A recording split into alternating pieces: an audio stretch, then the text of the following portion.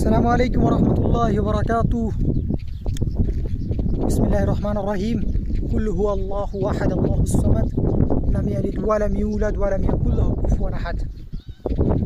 তো আমি এখানে আসছি ঘুরতে, আলহামদুলিল্লাহ অনেকদিন পরে ঘুরতে আসছি।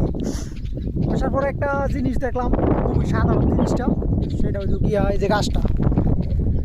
তো এই গাছের মধ্যে একটা জিনিস বাঁধা আছে, এই যে অনেকদিন আগে মেবি কেউ বাইন্ধা ধুয়ে রাখছে। এই যে জিনিসটা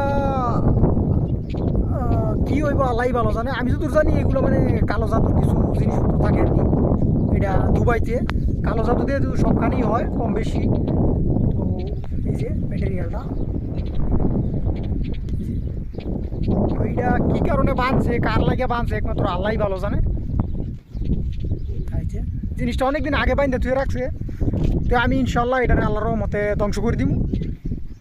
তো এটা এখন আমি নিমু, ঠিক আছে, ভিডিওতে দেখাইতাম না, তবে এটা আমি নিমু খুইলা নিয়ে ইনশাল্লাহ এটা আমি ধ্বংস করুন বালা করে।